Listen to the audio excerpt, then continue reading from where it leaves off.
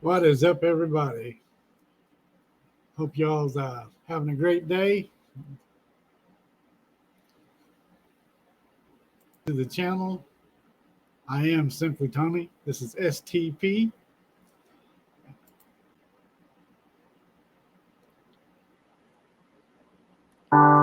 Former South Carolina Governor Nikki Haley has ramped up her attacks on former President Donald Trump. But her path to winning the GOP nomination remains very narrow at best, so why is she staying in the race? I'm A. Martinez, that's Michelle Martin, and this is Up First from NPR News.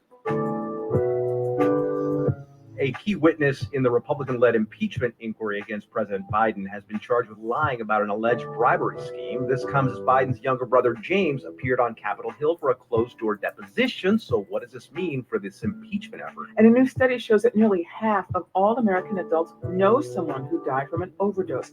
How is this affecting the country, especially people who are closest to the crisis? Stay with us. We'll give you the news you need to start your day.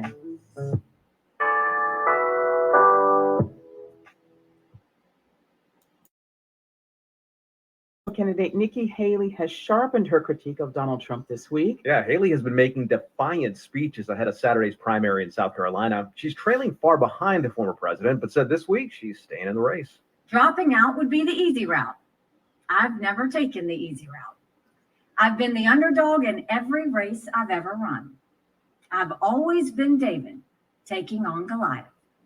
And like Can y'all imagine having to listen to that woman with that voice give a State of the Union address?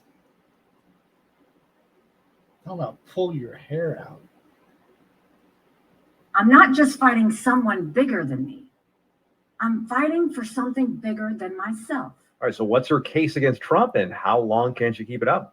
So to hear more about that, Haley spoke with our colleague Steve Inskeep yesterday, and he's with us now. Good morning. Good morning, Michelle. So it's not a secret. Most Republican voters still seem to prefer the former president, but Nikki Haley has to make some argument about why that's not the best idea. What is it? Well, she's seizing on some news that Trump made. He made a rambling statement recently about NATO.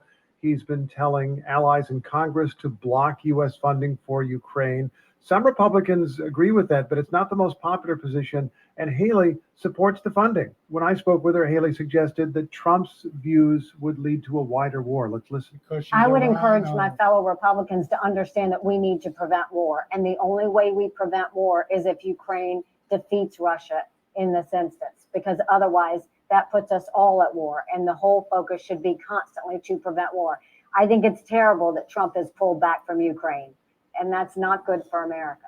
It's only good for Russia. Haley is getting a lot more specific in her critique than in the past, Michelle. In other interviews recently, she has mocked Trump for failing to speak up about Alexei Navalny, the Russian opposition leader who died in prison last week. Trump instead has been comparing himself to Navalny since Trump has been indicted 4 times. So is Haley going so far as to say she will not vote for Trump? No. She said at one point in our interview that she has a lot of concerns about Trump, but then she said she had even more about Biden. So I followed up. It sounds like if in the end we have a choice between Trump and Biden, you're choosing Trump. Is that correct? I think Biden's more dangerous.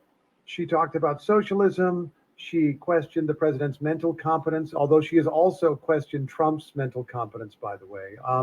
In our discussion, she did not mention a very big difference between Biden and Trump, which is that Trump is the one who tried to overturn the last election, which he lost.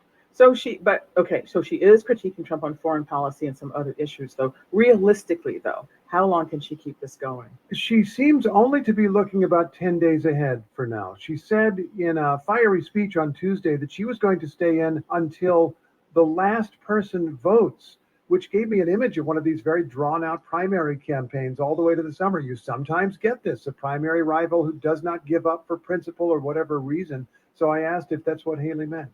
I read this to mean you're in for every Republican primary. Is that right? Well, I think right now the furthest we've thought is we've, certainly are going to go past South Carolina, go into Michigan, and go into Super Tuesday states. We haven't, I haven't sat down and actually thought about what comes after that. So this is a step-by-step campaign. She's going at least to March 5th when many states vote. But she is arguing that as long as possible, she wants to give Republican voters a choice. And that's because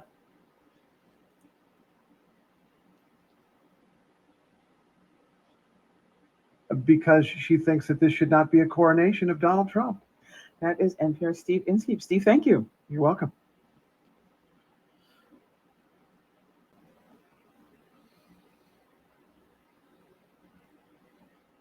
As you heard, that was NPR up first. Just I was listening to a podcast, thought I'd throw it up here for y'all, see what y'all thought. This has been the Cube News Break.